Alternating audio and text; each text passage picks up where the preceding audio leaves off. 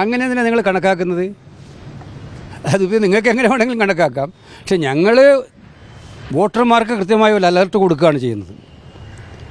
ഹരിയാനയിൽ ഇതാണ് നടന്നിരിക്കുന്നത്. അപ്പോൾ കൃത്യമായിട്ടൊരു അലർട്ട് കൊടുക്കുക. പക്ഷേ മാത്രമല്ല, നിങ്ങളീ പറയുന്ന സാഹചര്യങ്ങൾ വെച്ച് ഇത്തരം വലിയ ക്രമക്കേടുകൾ ഉണ്ടായിട്ടും അതൊക്കെ കണ്ണടക്കുക, അതൊക്കെ മിണ്ടാതിരിക്കുക, ശബ്ദിക്കാതിരിക്കുക, ഭയപ്പെട്ടിരിക്കുക, ഇതാണോ ചെയ്യേണ്ടത്? ധൈര്യത്തോടുകൂടി നമ്മൾ തുറന്നു പറയും. ഹരിയാനയിലെമ്പാടും ഞങ്ങൾ ഇത് വിഷയമാക്കാൻ തീരുമാനിച്ചിരിക്കുകയാണ്, ഇന്ത്യയിലൊട്ടാകെ തീരുമാനിച്ചിരിക്കുകയാണ്. അപ്പം കോൺഗ്രസ് ഇതിനെതിരായിട്ടുള്ള വോട്ട് ചോരി സിഗ്നേച്ചർ 5 കോടി ഒപ്പുകൾ ഞങ്ങൾ ശേഖരിച്ച് കഴിഞ്ഞിട്ടുണ്ട്. ഇത് ഞങ്ങൾ 8-ാം തീയതി ഫ്ലാഗ് ഓഫ് ചെയ്യാൻ പറഞ്ഞിട്ടുണ്ട് എല്ലാ സ്റ്റേറ്റുകളിൽ നിന്നും. ഈ രാഹുൽ ഗാന്ധി ഉന്നയിച്ച അവർ വ്യാജ വോട്ടർമാരല്ല, പക്ഷെ വോട്ടേഴ്സ് ലിസ്റ്റിൽ പിക്ചർ എനിക്ക് അതിപ്പോൾ ഒന്ന് രണ്ട് സംരംഭങ്ങൾ ഞങ്ങൾ മനസ്സിലാക്കി. അതിൽ തന്നെ നമുക്കറിയാം, രാഹുൽ ഗാന്ധി ഇന്നലെ ഉച്ചക്കാലം പത്രസമ്മേളനം നടത്തിയത്. അപ്പോൾ അന്വേഷണാത്മകമായ പത്ര റിപ്പോർട്ടുമായിട്ട് 1-2 പേർ ഇറങ്ങിയിട്ടുണ്ട്. കേന്ദ്ര സർക്കാരിന് സഹായം വേണമെങ്കിൽ എപ്പം ചെയ്യാൻ തയ്യാറായിട്ടുള്ള കുറച്ച് ആളുകൾ. ഞങ്ങളതിനെയൊക്കെ വെല്ലുവിളിക്കാൻ തയ്യാറായിട്ട് നിൽക്കുകയാണെന്ന്. ഞങ്ങൾ പറഞ്ഞത് കൃത്യമായ, ആരും പറഞ്ഞിട്ടില്ല ഇത് വോട്ടർ പട്ടികയിൽ പേരില്ലെന്ന് ആരും പറഞ്ഞിട്ടില്ല. ഇലക്ഷൻ കമ്മീഷനെ വെള്ളപൂശാൻ ഇറങ്ങി. ഇലക്ഷൻ കമ്മീഷൻ ഉത്തരവാദിയല്ല. ഞാൻ ഇന്നലെ ചോദിച്ച ചോദ്യം, ഇന്നലെ ആർക്കറിയാം വോട്ടർമാരാണെന്ന്? വോട്ടർ പട്ടികയിൽ അവരുടെ ഫോട്ടോ അല്ലല്ലോ ഉള്ളത്. ആരാ ഐഡന്റിഫൈ ചെയ്തത്? വോട്ടർ പട്ടികയിലെ ഫോട്ടോ അവരുടെ ഫോട്ടോ ആണോ? അപ്പോൾ ആരാ ഐഡന്റിഫൈ ചെയ്തത്?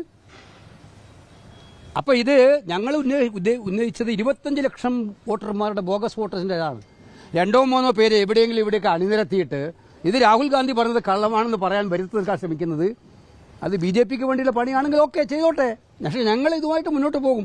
അവസാനം വരെ ഇതിന് ഒരു അവസാനം കണ്ടെത്തുന്നവരെയുള്ള പോരാട്ടമായിട്ട് ഞങ്ങൾ മുന്നോട്ട് പോകും. കൃത്യമായിട്ട് ഞങ്ങൾ റിസർച്ച് നടത്തിയിട്ടാണ് ചെയ്തിരിക്കുന്നത്, മനസ്സിലാക്കിയിട്ടാണ് ചെയ്തത്. വോട്ടർ പട്ടിക ശുദ്ധമാണെന്ന് ഇവരാരും പറയുന്നില്ലല്ലോ. ഉണ്ടോ? ഇന്നലെ ഇലക്ഷൻ കമ്മീഷൻ്റെ ഒരു തമാശ കൂടി ഞാൻ കേട്ടു. അതായത് ഇതിൽ കുറച്ച് പേര് കോൺഗ്രസിനും കൂടെ വോട്ട് ചെയ്തിട്ടുണ്ടാവില്ലേ? അതിന് മുമ്പത്തെ ചോദ്യം എന്താണ്? കോൺഗ്രസിൻ്റെ BLOമാർ എന്ത് ചെയ്യുന്നു? അപ്പോൾ കോൺഗ്രസിന് വോട്ട് ചെയ്യുന്നതാണ് ഈ കള്ളവോട്ടെങ്കിൽ BJP BLOമാർ എന്ത് ചെയ്തു? ആ ചോദ്യം ഇലക്ഷൻ കമ്മീഷൻ ചോദിക്കുന്നില്ല. ഞാൻ ചോദിച്ചോട്ടെ, ഒരു സ്വതന്ത്ര സ്ഥാനാർത്ഥിയാണെന്ന് വെച്ചോ, കോൺഗ്രസും വേണ്ട BJPയും വേണ്ട, അവർക്ക് BLO ഉണ്ടാവോ? അവർക്ക് വേണ്ടി ആരാ ജോലി ചെയ്യുക? ഈ നാട്ടിൽ ആർക്കും മത്സരിക്കാമല്ലോ ഇലക്ഷനിൽ. രാഷ്ട്രീയ പാർട്ടികൾ മാത്രമല്ലല്ലോ, സ്വതന്ത്ര MLAമാരായിട്ടുണ്ട് ഈ നാട്ടിൽ. അപ്പോൾ അവർക്ക് വേണ്ടി ആരാ ജോലി ചെയ്യുക? അപ്പോൾ ഇലക്ഷൻ കമ്മീഷൻ്റെ ജോലി ചെയ്യാതെ ഇതിനെല്ലാം കൂട്ടുനിന്നിട്ട് ഇത്തരം പ്രശ്നങ്ങൾ വെളിച്ചത്ത് വരുമ്പോൾ ചില റാൻഡം 1-2 കേസുകൾ എടുത്ത് പറഞ്ഞതല്ല. ഇതിപ്പം അലന്തലും ചെയ്തിരുന്നു, ഇത് ബാംഗ്ലൂരിലും ചെയ്തു, മഹാദേവപുരത്തും ചെയ്തിരുന്നു. രാഹുൽ ഗാന്ധി പത്രസമ്മേളനം നടത്തിയ ഉടനെ ചില കാര്യങ്ങളുമായിട്ട് കണ്ടുവരിക.